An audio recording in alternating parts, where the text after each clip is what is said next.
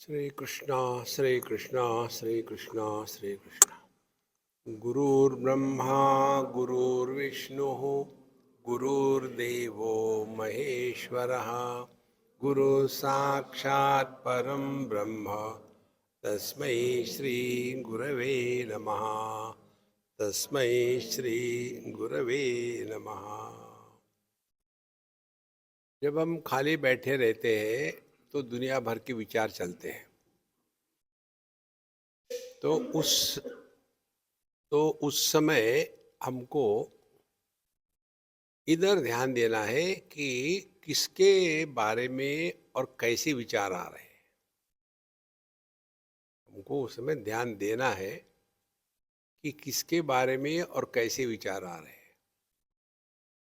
तो हमको पता चलेगा, या तो हमको विचार आते हैं कोई वस्तुओं के बारे में, ये चाहिए वो चाहिए, या तो किसी व्यक्ति के बारे में उसकी याद आती है, या तो किसी घटना के बारे में जिसको लेकर के हम सुखी दुखी हुए थे। इस प्रकार से जब हम अपने विचारों के बारे में अवेयर हो जाते हैं तो आप देखेंगे वो विचार वही शांत हो जाते हैं। यदि क्रोध आया तो क्रोध आने के बाद क्रोध के बारे में यदि हम अवेयर हो जाए तो क्रोध तुरंत शांत हो जाता है। उसी प्रकार से कुछ देखा और बोलना है, अब कमेंट करना है, उस समय यदि हम जागृत रहे कि देखो हमारा मंत्र क्या कहता है, हु आस्क्ड यू, हाँ, तो क्या बोलने की जरूरत है। तो इस प्रकार से धीरे धीरे धीरे व्यक्ति अपने स्वरूप के पास लौट के आता है। यही आध्यात्मिक जीवन है। और फिर अपने अनुभूतियों से सीखने की प्रक्रिया प्रारंभ होती है। तो जैसे हमारा शरीर, मन और हम, ये तीनों को मिलकर के जीवन चलता है। और इसमें से जो शरीर है वो हमेशा बदल रहा है, मन है वो भी हमेशा चंचल है, और हम जो है इन दोनों को देख करके या तो उसके द्वारा प्रभावित हो या उसको देख करके उसके द्वारा प्रभावित ना हो।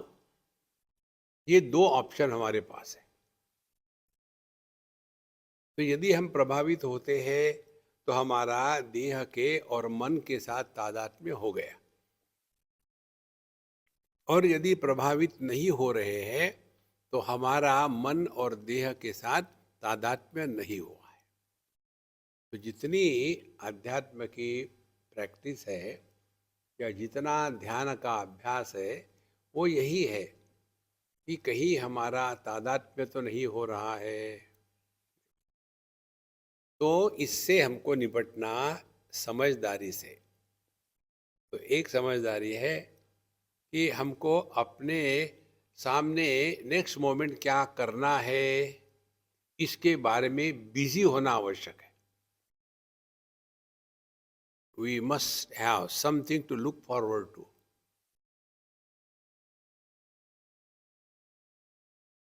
जैसे हम उठे नींद से, अब उसके बाद अब क्या करना है यार,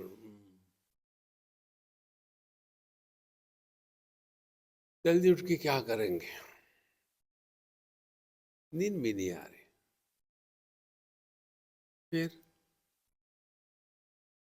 किसी की याद आ जाती है, पुरानी घटना, नहीं तो व्हाट्सएप यूनिवर्सिटी में चले जाते हैं, नहीं तो फिर यूट्यूब शुरू हो जाती है। इस प्रकार से हम अपने ही द्वारा परेशान रहते हैं, because there is nothing to look forward to in life. इसीलिए व्यक्ति के जीवन में उपासना होना अत्यंत आवश्यक है। उपासना नियम से की जाती है। सुबह इतने बजे उठना है, माने उठना है, नियम है। उसके बाद जो कुछ करना है, नहाना धोना इत्यादि, वो करना ही है। फिर पूजा पोथी करनी है, कुछ पढ़ना है, वो पढ़ना ही है नियम से, उसको इसमें कोई चीज नहीं। उसके बाद जप करना है, इतनी माला है। ये नियम लगाने के कारण मन जो है वो अनावश्यक चीजों में दौड़ना बंद करता है। और ऐसा करते करते पहला जो मन के सामने ब्लैंक था, अब क्या करूं क्या करूं क्या करूं, उससे मन निकल गया। और फिर ये मन अब फ्रेश हो गया। उपासना के कारण मन फ्रेश हो जाता है। आलस निकल गया, नींद निकल गई, प्रमाद निकल गया। तो उपासना के द्वारा आलस्य, निद्रा और प्रमाद, इन तीनों से हम मुक्त हो जाते हैं। फिर उसके पश्चात फिर अपने सामने कुछ ऐसा हो कि जो हमारे जीवन में सबसे श्रेष्ठ और अत्यंत प्रायोरिटी वाला हो। तो वो होता है अपना सत्संग सुनना या भगवान का नाम लेना। उसमें फिर सूक्ष्मता से सीखते जाओ। तब पता चलता है कि जब हम भगवान का नाम लेते हैं तो क्या होता है, और जब दुनिया के बारे में विचार करते हैं तो क्या होता है। तो दुनिया के विषय अपूर्ण होने के कारण एक विचार के बाद दूसरा विचार निर्माण होता है। लेकिन भगवान का नाम अपने आप में परिपूर्ण है, इसीलिए इस कारण एक नाम के बाद दूसरा विचार नहीं आता। तो हम ले रहे हैं, समझो ओम नमः शिवाय, तो अपने आप शांत हो। तो जितने लंबे समय तक शांत रहता है रहने दो। फिर ओम नमः शिवाय,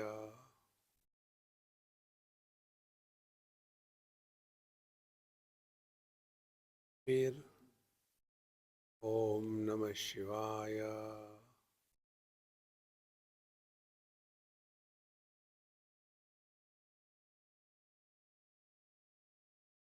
इस अनुभूति को यदि मैं एग्जाम्पल के द्वारा बताऊं तो ऐसा होगा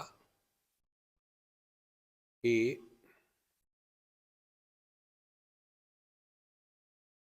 वर्षा हो रही, एक बूंद पड़ा, लेकिन इतना ठंडा था कि वो बूंद पड़ते पड़ते पानी में ही पड़ रहा था। पानी में पड़ते पड़ते वो जम गया, क्योंकि ठंडा बहुत था बूंद। तो उसका छोटा सा लड्डू बन करके वो पानी में गिरा। और पानी में गिरने के बाद फिर धीरे, पानी में, पानी क्या है, आकारहीन है, कोई आकार नहीं। और ये बर्फ का टुकड़ा जो है इसको आकार है, तो वहाँ पड़ा तो फिर धीरे धीरे धीरे धीरे वो आकार खत्म हो जाएगा और फिर वो पानी में मिल जाएगा।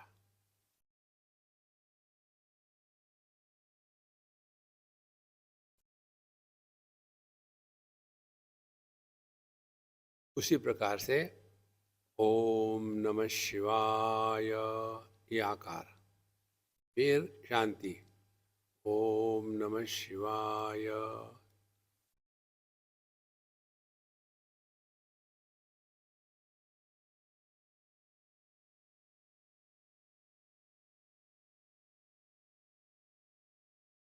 फिर दूसरा विचार, ओम नमः शिवाय,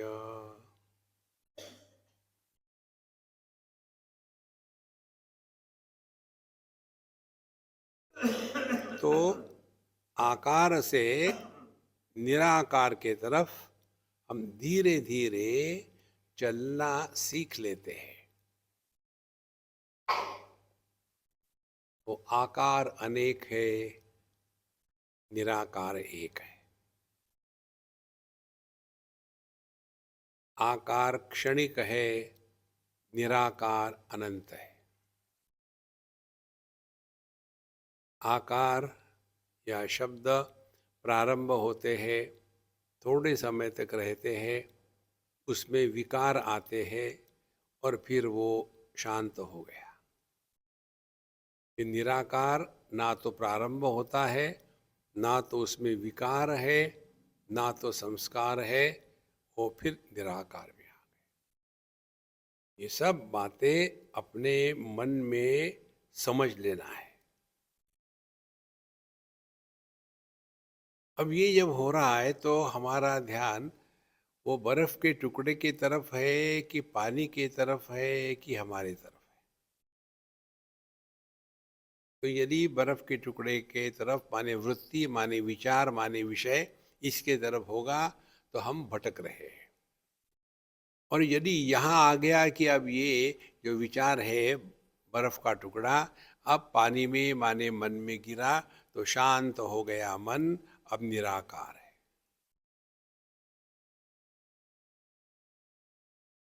तो हम मन के पास आ गए। और अगली स्टेप, चाहे बर्फ का टुकड़ा रहे, चाहे पानी में गिरे या ना गिरे, हमको क्या फर्क पड़ता है? ये तीन स्थितियों से साधक गुजरता है। इसीलिए भगवान का नाम पहले 2-4 माला कर लो ताकि मन में जो विक्षेप है वो शांत हो जाते हैं। ये 2-4 माला करना कैसा है? जब आप कपड़ों को इस्त्री करते हो तो उस पर जो सलवटें हैं वो बड़ी कड़क होती है, तो फिर हम थोड़ा पानी छिटकते हैं तो सब सलवटें नरम हो जाती है, फिर घुमाओ इस्त्री तो जल्दी हो जाता है। इसी प्रकार से पहले मन को इकट्ठा करने के लिए 1-2 माला कर लो। श्री राम जय राम जय जय राम, श्री राम जय राम जय जय राम, श्री राम जय राम जय जय राम। बाकी के जो विचार है वो धीरे धीरे शांत हो जाते हैं, सॉफ्ट हो जाते हैं। उसके पश्चात उस पर आपके चिंतन की इस्त्री घुमाओ। चिंतन की इस्त्री जब घुमाना शुरू करेंगे तब पता चलता है कि सभी वृत्तियां मन से ही निकलती है, मन में ही रहती है, मन में ही वापस चली जाती है,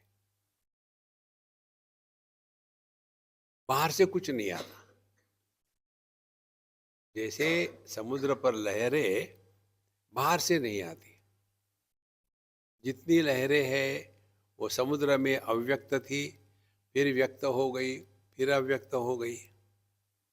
इसी प्रकार से एक लहर है देहात्म भाव की तो जागृत आ गया, वो शांत हो गई। फिर दूसरी लहर आ गई मन के विकारों के साथ तादात्म्य, तो सपना आ गया, वो शांत हो गई। तीसरी लहर है कि कुछ भी नहीं, अभाव की है गहरी नींद, वो भी शांत हो गई। तो ये सब का सब कहाँ हो रहा है? वो अपना स्वरूप है।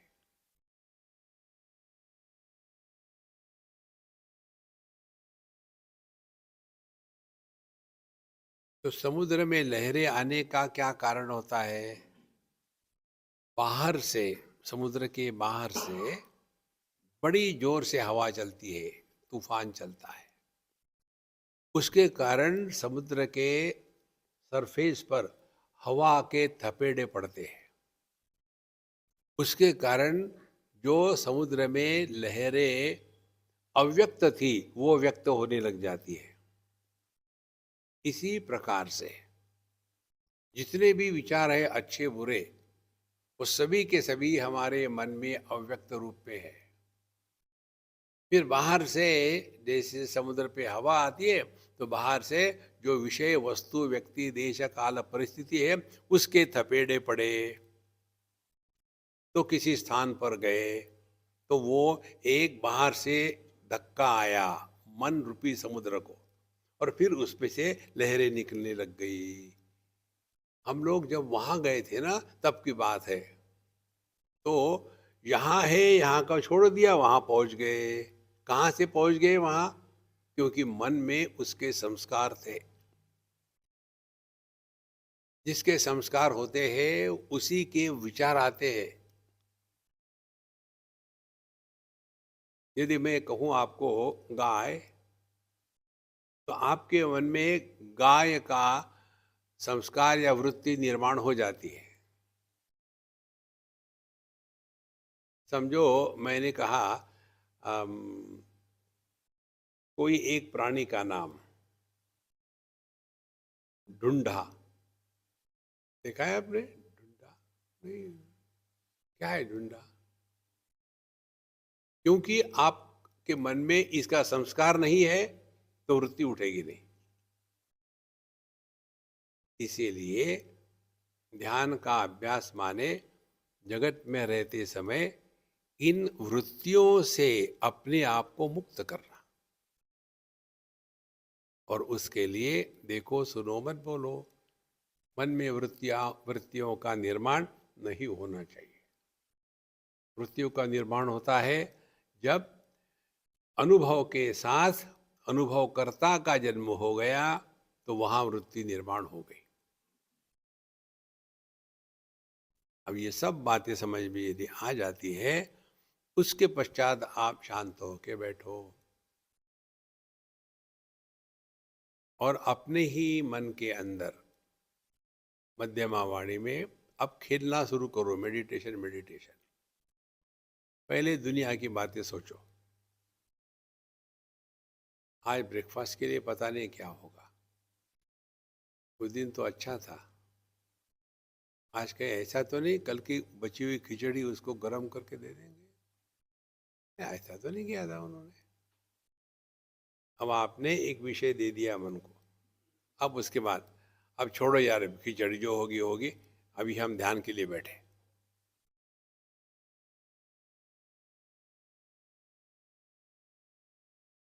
देखो, हमने ही वृत्ति को निर्माण किया था ब्रेकफास्ट का, हमने ही शांत किया।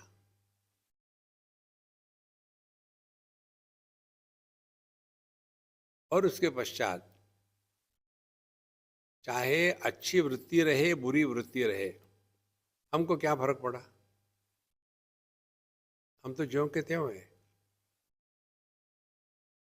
और इसीलिए इधर ध्यान देना है, क्या हम वृत्तियों के प्रभाव से मुक्त है या वृत्तियों के प्रभाव से युक्त है?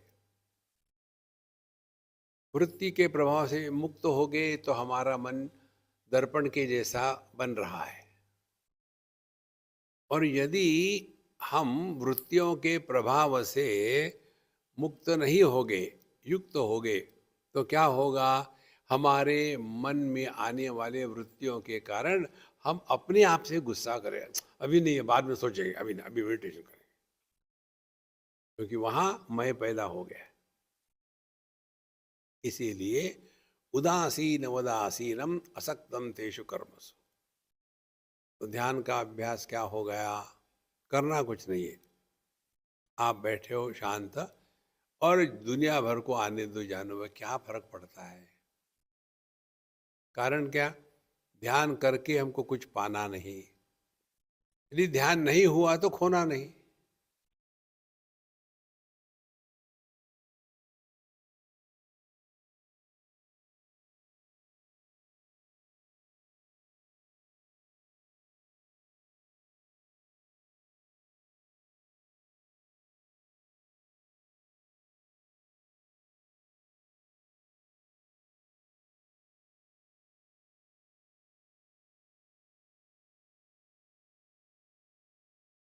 और यदि हमारा मन शांत हो रहा है,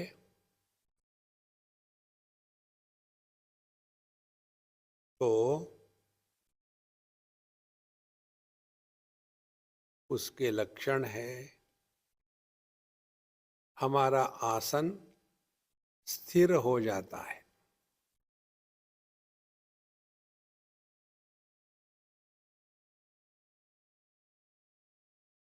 हमारी सांसें बहुत हल्की फुल्की और ऊपर ऊपर रहती है, गहरी सांस नहीं होती।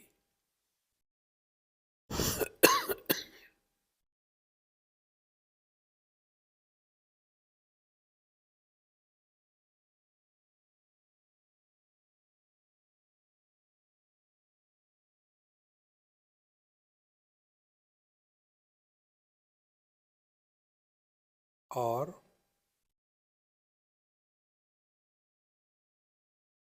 ये जो अनुभव है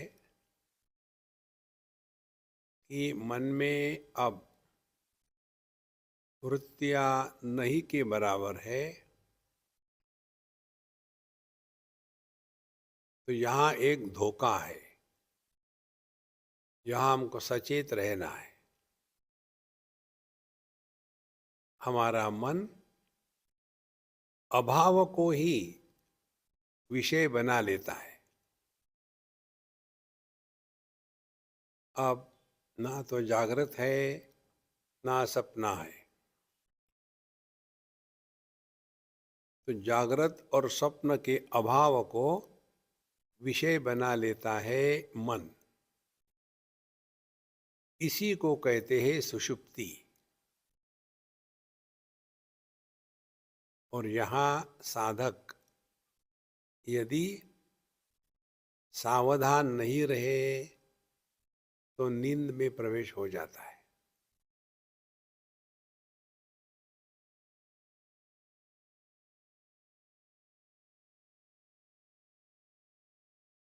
क्योंकि निद्रा भी वृत्ति ही है, निद्रा भी विचार ही है। किसी वस्तु का होना ये विचार है, किसी वस्तु का नहीं होना ये भी विचार है। जागृत स्वप्न है ये विचार है, दोनों नहीं है ये भी विचार है।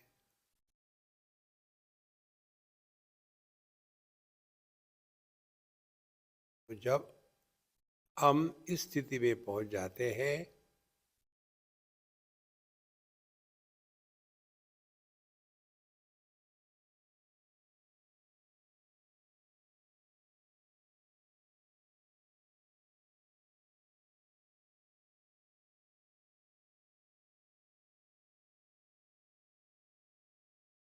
शब्द और रूप इनका ग्रहण हो रहा है, लेकिन सुनने वाला या देखने वाला पैदा नहीं हुआ।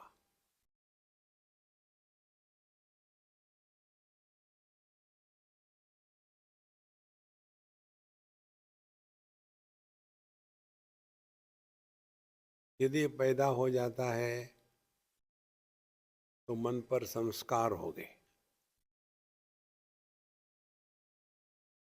और यही संस्कार भविष्य काल में हमको विक्षेप देंगे।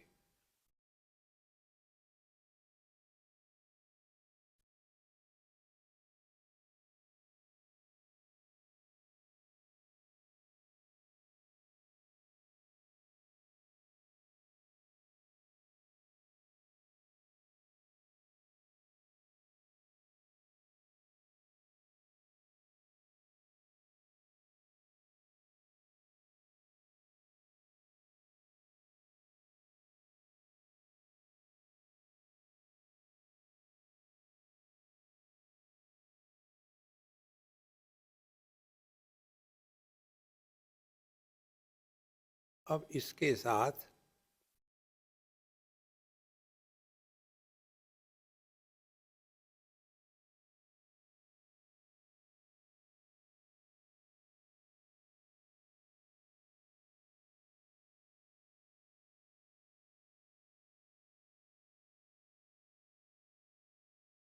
अपने आप से ना बोले,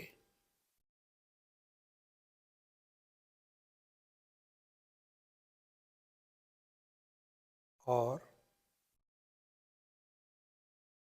शांति का श्रवण करें।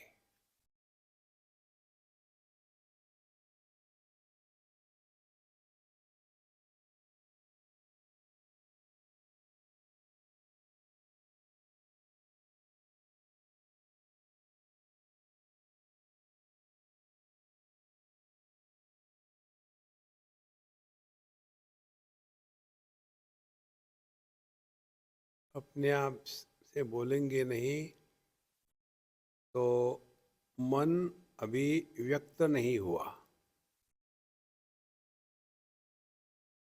मन की अभिव्यक्ति शब्दों में होती है।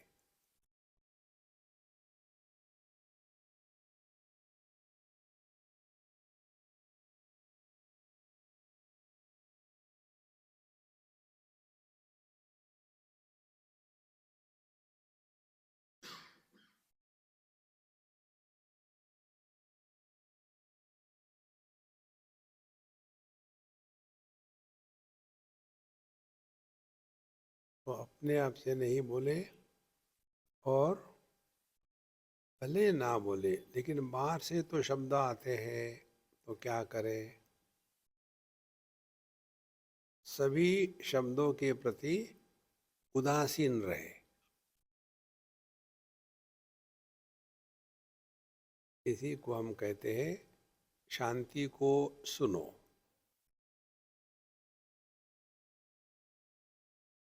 माने किसी भी शब्द के द्वारा प्रभावित नहीं।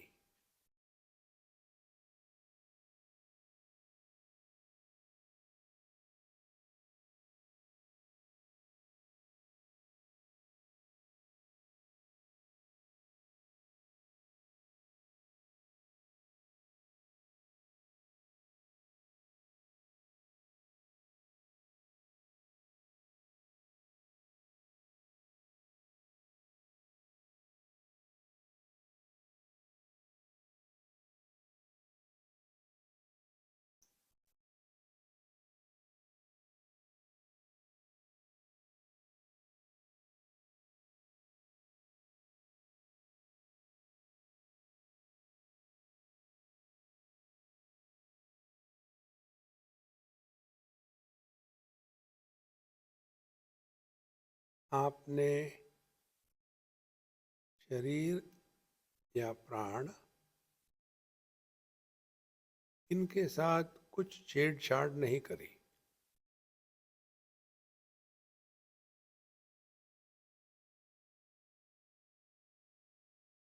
केवल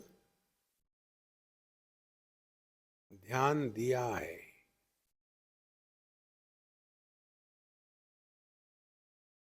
ध्यान किया नहीं।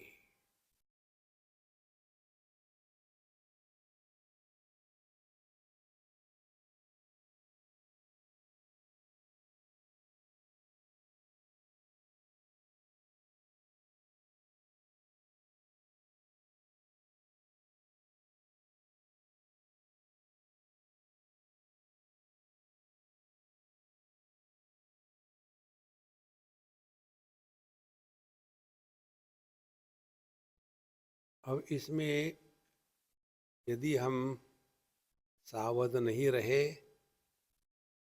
तो निद्रा प्रारंभ हो जाती है।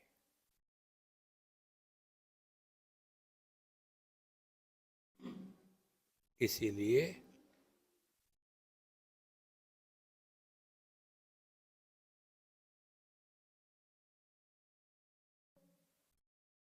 अब धीरे धीरे गहरी सांस ले लो।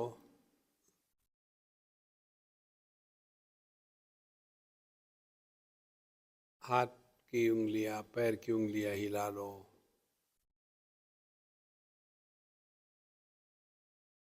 जैसे बच्चे समुद्र के किनारे पर रेत से बनाते हैं मकान, दुकान, पहाड़, नदी, और जब जाने का समय होता है तो उसके ऊपर कूद के नष्ट कर देते हैं।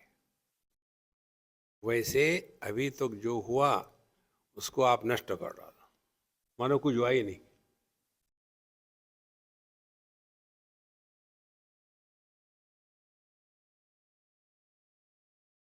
अब देखो आपका अनुभव कैसा है। बाकायदा देखो इधर उधर में, क्या भगवान कृष्ण है, भगवान राम है। हाथ पे थोड़े थोड़े हिला लो और अब बिना हमारे कहे शुरू हो जाओ।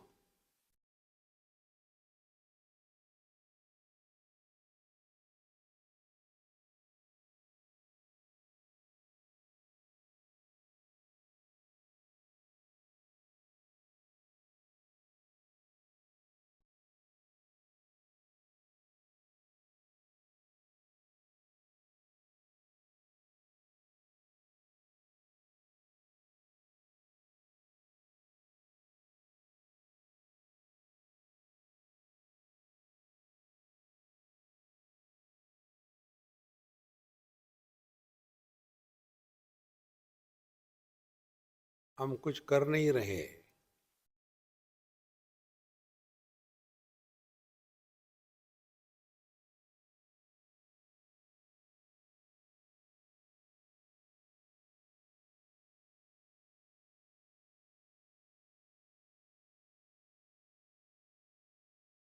अपने आप से नहीं बोलना और शांति का श्रवण करना।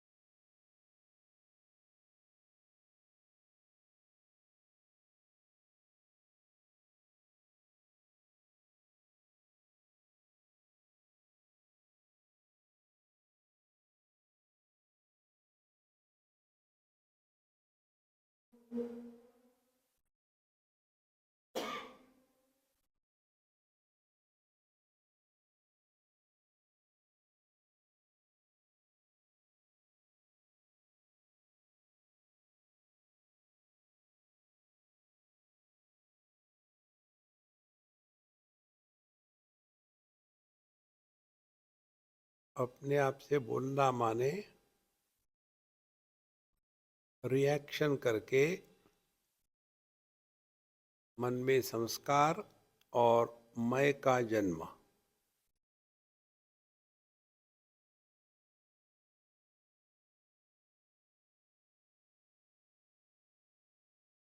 इसीलिए अपने आप से ना बोले।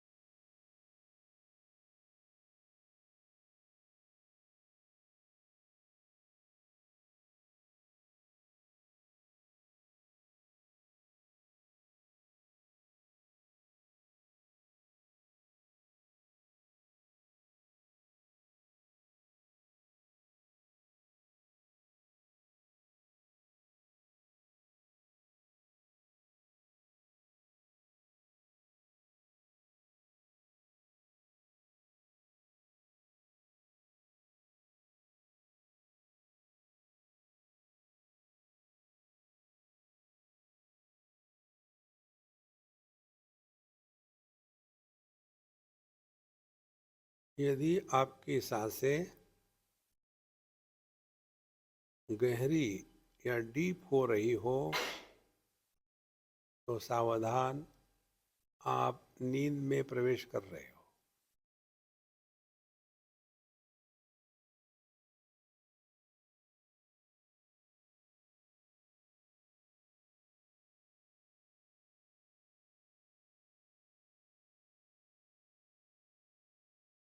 और यदि सांसें जल्दी जल्दी चल रही है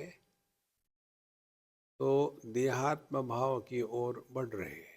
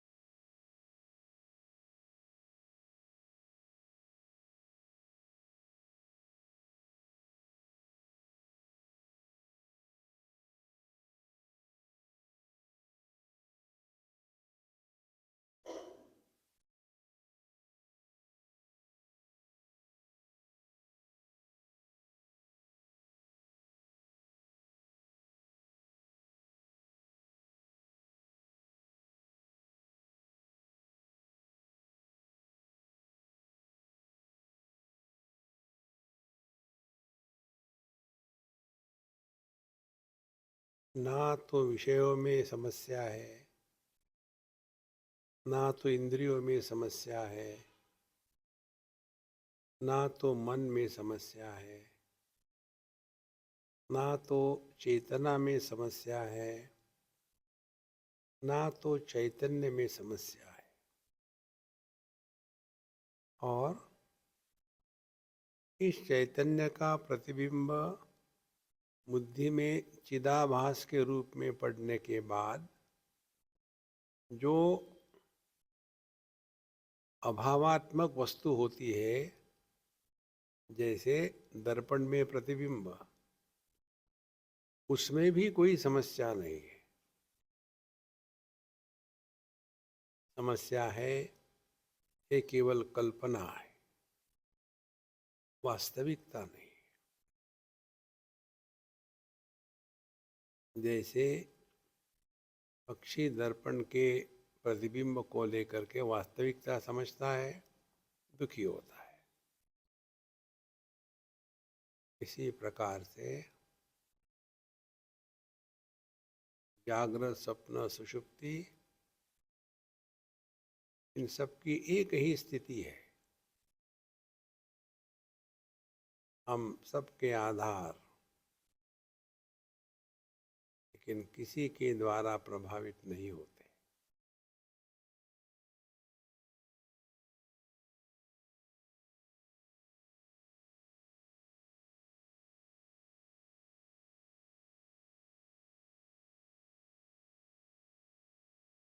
विषयों के द्वारा आकाश प्रभावित नहीं होता,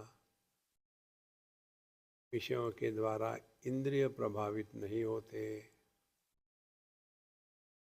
इंद्रियों के द्वारा मन प्रभावित नहीं होता, मन के द्वारा चेतना प्रभावित नहीं होती। जड़ चेतन का आधार ये हमारा स्वरूप है।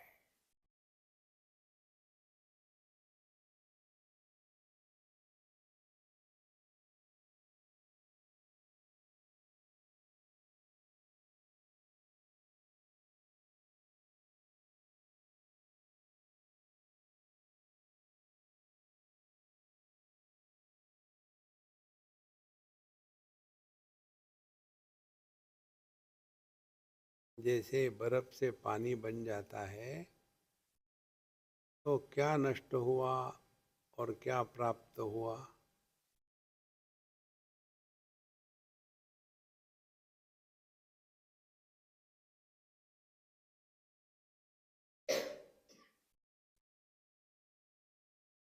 इसी प्रकार से जागृत आई, कुछ प्राप्त नहीं हुआ, चली गई, कुछ नष्ट नहीं हुआ।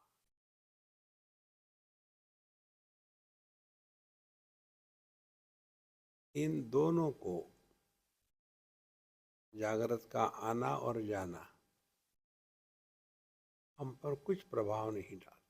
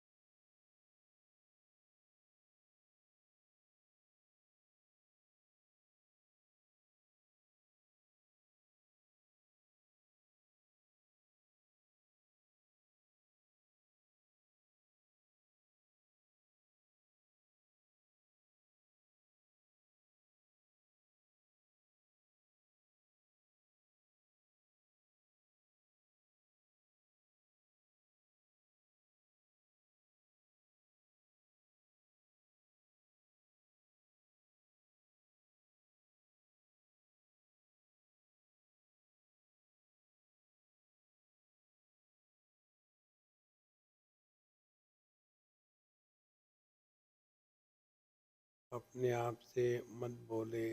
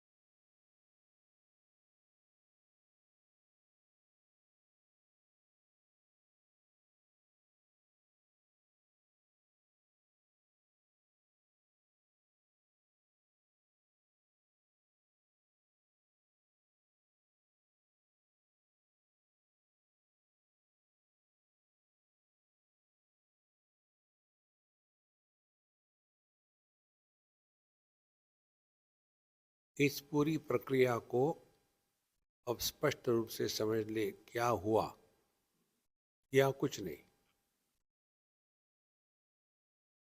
पहली बात, हम अंतर्मुखी हो गए। अंतर्मुखी हो गए माने अपने वृत्तियों का विश्लेषण करने लगे और फिर उन वृत्तियों के साथ हम रिएक्शन करना छोड़ दिए। उसके पश्चात हमने फिर वृत्तियों को निर्माण किया और जब वृत्ति शांत हो जाती है तो क्या होता है? तो जैसे बर्फ का टुकड़ा पानी में घुल गया तो क्या हुआ? कुछ नहीं हुआ। और यदि पानी बर्फ बन गया तो क्या हुआ? कुछ नहीं हुआ। इसीलिए ध्यान में ना कुछ होता है ना कुछ होना है।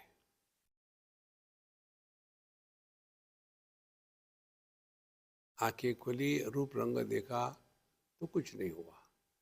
आंखें बंद कर दी, रूप रंग नहीं दिखते तो कुछ नहीं हुआ।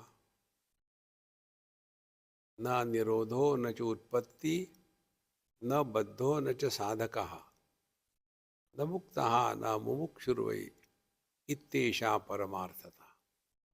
यही परमार्थ है, ना कुछ पाना ना कुछ खोना।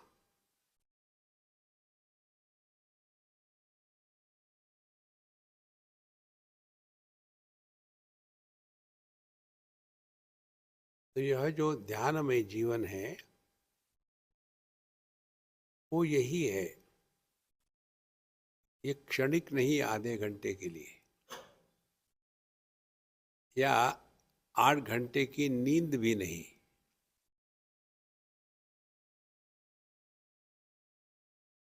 इस ध्यान के अभ्यास में जो अनेक प्रतिबंध है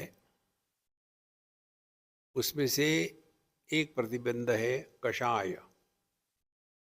कषाय माने हमको ध्यान में आनंद आने लगता है और फिर हम कहते हैं आहा, आज का आनंद, आज का ध्यान बड़ा मस्त हो गया।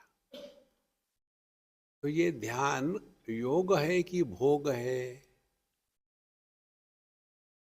यदि मेडिटेशन में आनंद आया तो उसका उसकी स्मृति बना के रखेंगे, कल का मेडिटेशन मस्त था, आज जमा नहीं कुछ।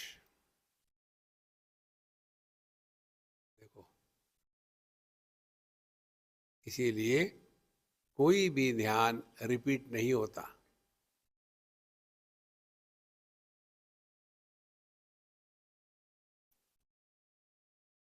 कारण क्या? इसको यदि हमने भोगा नहीं तो इसके संस्कार निर्माण नहीं हुए। संस्कार निर्माण नहीं हुए तो पहले जैसा ही है या पहले जैसा नहीं है, यह बात हमारे मन में आएगी ही नहीं। इसको कैसे कहते हैं? एक दोष, कषाय दोष। हम ध्यान को भोग करते हैं। और फिर यदि किसी कारण से ध्यान नहीं हो पाया तो व्यक्ति में क्रोध आ जाता है। मालूम है आपको, ये मेरा मेडिटेशन का टाइम है, क्यों डिस्टर्ब करते हो? कारण क्या? वो ध्यान योग नहीं था, भोग था, कषाय। दूसरा दोष होता है कि ध्यान के अभ्यास में, जिसको कहते हैं निद्रा। ये निद्रा हमको इतनी जल्दी ओवर पावर करती है। इससे हमको समझना है और उस समय या तो सांस रोक लो तो निद्रा उठ जाती है। थोड़े क्षण के लिए कुंभक कर ले, निद्रा चली जाएगी। और निद्रा आने के लक्षण क्या है?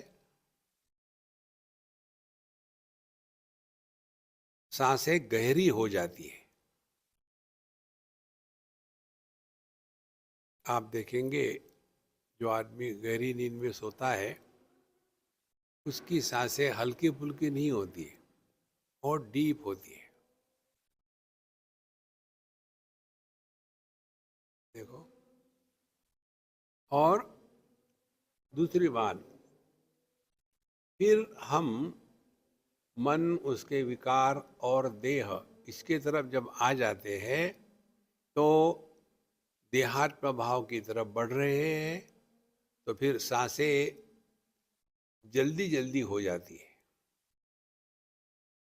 तो यहाँ हमको बहुत ध्यान देना है कि कहीं हमारी सांसें गहरी और जल्दी जल्दी तो नहीं हो रही है।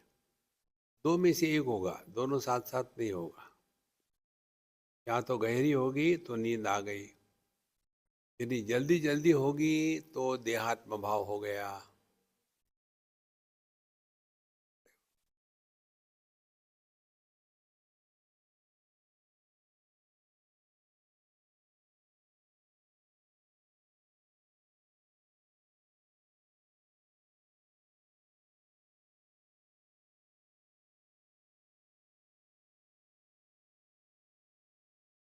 तीसरा प्रतिबंध होता है ध्यान में, रसास्वाद करना। रसास्वाद करना माने उसका भोग करना। भोग करने का तात्पर्य है कि हम जितना लंबा समय तक बैठ सकेंगे उतना ध्यान अच्छा है, जितने कम समय तक बैठेंगे उतना ऑर्डिनरी है। देखो, कितने समय तक आप अपने स्वरूप में रहे, ये महत्व का नहीं है, क्योंकि हम तो अपने स्वरूप से अलग हो ही नहीं सकते। फिर महत्व का क्या है? क्या हमारा स्वभाव बीच में आकर के हमको विक्षेपित करता है, वो महत्व का है। इसीलिए ध्यान के अभ्यास में सफलता और असफलता दोनों नहीं होती।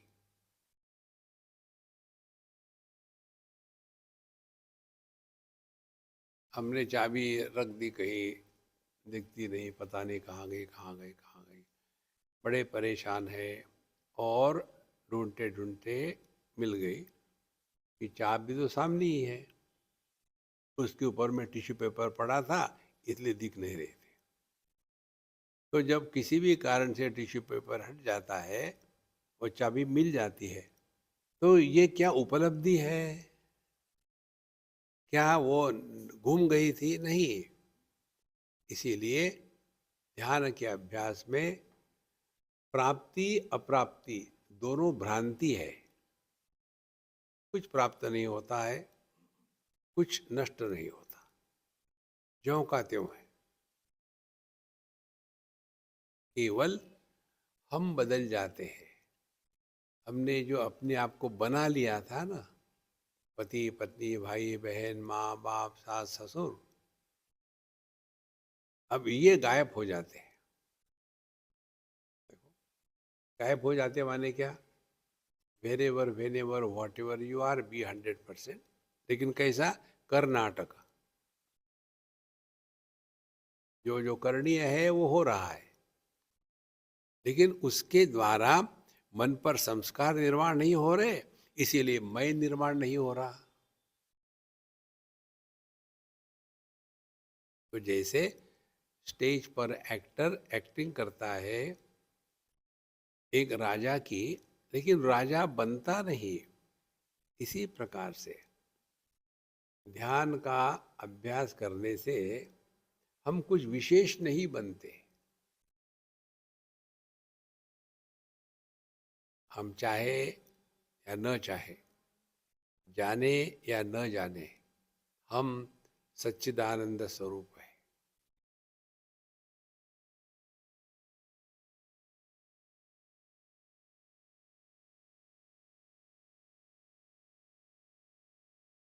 तो ये सारा तमाशा किस लिए है? Time pass.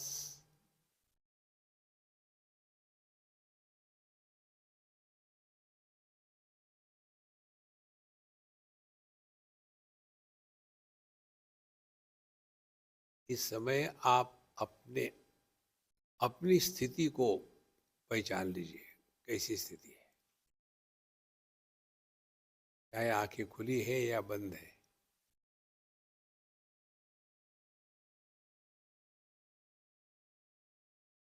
यदि आप नींद में लुढ़क गए हो तो आप सुन ही नहीं रहे हमको, फिर चक्कर ही नहीं।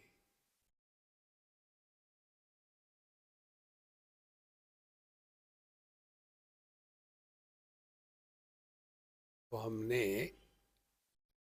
ध्यान किया नहीं, ध्यान क्या है इसको समझ लिया है।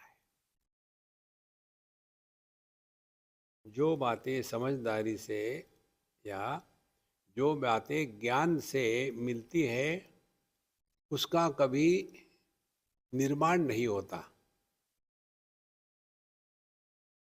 और जो बातें क्रिया से निर्मित होती है वो कभी सच्ची नहीं होती।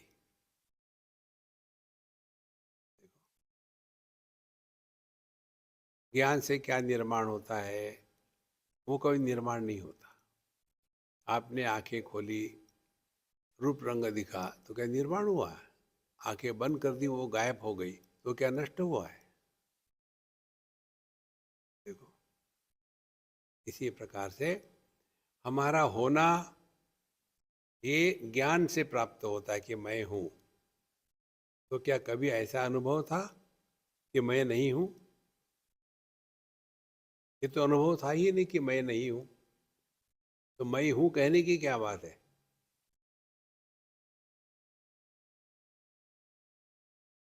वो संतो। और जो अज्ञान से दिखता है, जैसे स्वप्न, जैसे दर्पण में प्रतिबिंब, जैसे मृगजल, जैसे इंद्रधनुष, जैसे क्षितिज, ये दिखता है लेकिन होता नहीं, वैसे ही ये दुनिया दिखती है। दुनिया माने देहात्म भाव से लेकर सब कुछ। क्योंकि जब देहात्म भाव नहीं होता स्वप्न सुषुप्ति में, तब भी हमारा अभाव नहीं होता। माने देहात्म भाव के कारण हम नहीं है, हमारे कारण देहात्म भाव हो रहा है। तो सत्य क्या है? वो हमारा स्वरूप है।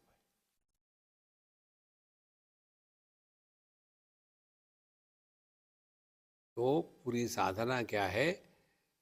अपनी गलत धारणाओं का त्याग करना और नई धारणाओं का निर्माण नहीं करना। Giving up the wrong notions without creating new notions. तब हम ध्यान क्या है ये समझ रहे हैं। नहीं तो फिर वही तम्बाकू, वही चूना रगड़ते जाओ, खाते जाओ, कंप्लेन करते जाओ। ओम पूर्णमदः पूर्णमिदं पूर्णात् पूर्णमुदच्यते पूर्णस्य पूर्णमादाय पूर्णमेवावशिष्यते। ओम शांति शांति शांति। हरि ओम। श्री गुरुभ्यो नमः। हरि ओम।